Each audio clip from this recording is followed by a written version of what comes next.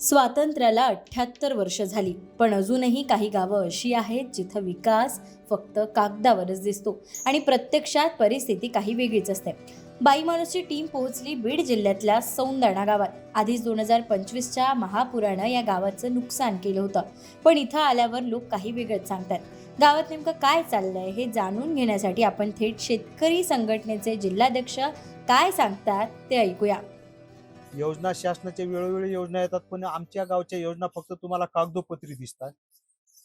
अशा वैयक्तिक डोळ्यांनी बघायला योजनाच नाहीत आमच्या गावामध्ये. कागदोपत्री दिसतात योजना कुठे आहेत मग? योजना सरकार- सगळ्या भ्रष्टाचारात येतं.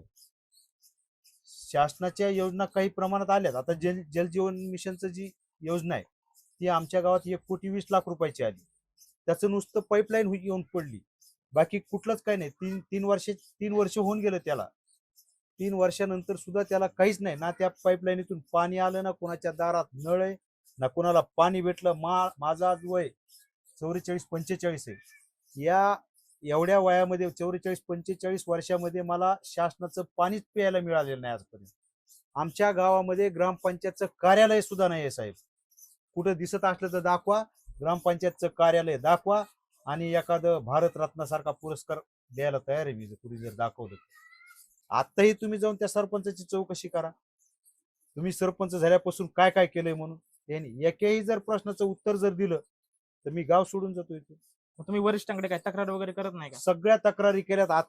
आज 3 दिवस झाले बिना अन्ना पाण्याचा बेमुदत उपोषणाला माझा स्वतःचा भाऊ तिथं बसलेला इथं. ही फक्त एक व्यक्ती नाही, तर गावात अनेक जणांचा असा आरोप आहे की विकासाच्या नावाखाली मोठ्या प्रमाणावर भ्रष्टाचार झालाय. नेमकं काय घडलंय, तरुण मंडळी काय सांगते बघूया. की आमचा सरपंच जो आहे तो निष्क्रिय आहे, केवळ नामधारी सरपंच आहे. तो कुठल्याही गावातील समस्याकडे लक्ष देत नाही. म्हणून आम्ही त्याचा कलेक्टर साहेबाकडे प्रस्ताव पाठवला की बुवा आम्हाला हा सरपंच नकोय, आणि त्याची सुनावणी देखील प्रलंबित आहे. दुसरी गोष्ट, या ठिकाणी मोठ्या प्रमाणात भ्रष्टाचार ग्रामपंचायतमध्ये होतो. जे 10,000चं फिल्टर आहे साहेब, त्याच्यावरती 1,00,000 रुपये उचलले तो, आणि असे 3 फिल्टर एका शाळेमध्ये. आज पावसाळा जेव्हा सुरू होईल त्यावेळेस अक्षरशः माझ्याकडे पावसाळ्यातले व्हिडिओ आहेत. मुलांना शाळेमध्ये बसता येत नाही. पैसा उचलायचा, शासनाचा निधी हडप करायचा, या उद्देशाने फक्त शाळेला 2.5 लाखाच्या आता 4 दिवसापूर्वी 2.5 लाखाच्या डस्टबिन घेतलेल्या आहेत गावामध्ये. तुम्ही गावामध्ये कुठेही फिरा, तुम्हाला एकही डस्टबिन दिसणार नाही. दिसली तर तुम्हाला शाळेत एक दिसेल डस्टबिन, आणि अंगणवाडीच्या ठिकाणी एक डस्टबिन दिसेल. अशा 2 डस्टबिन दिसतील. परंतु त्या डस्टबिनवर एक 4 दिवसापूर्वी 2.5 लाख रुपयाचा निधी उचलण्यात आलेला आहे, आणि मागच्या वर्षी देखील 2.5 लाखाचा निधी उचललेला. म्हणजे असं एकूण 5 लाखाचा निधी केवळ डस्टबिन वरती उचललेला आहे. एक डस्टबिन 2.5 लाखाची समजा, असं म्हणायला हरकत नाही.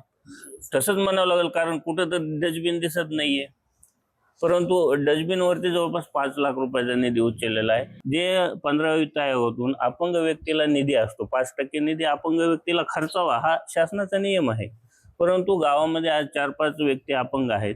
त्यांना आज तागायत ग्रामपंचायतनी कुठलाही त्यांचा वाटा दिलेला नाही निधीतून. मग या सर्व मागण्या घेऊन मी सगळा पत्रव्यवहार केला शासन दरबारी, परंतु अद्यापपर्यंत त्यावर कुठलीही कारवाई झालेली नाही. आणि जर याची दखल नाही घेतली तर मग काही झालं तरी मी मागे हटणार नाही. तर ही सौंदाणा गावाची परिस्थिती आहे.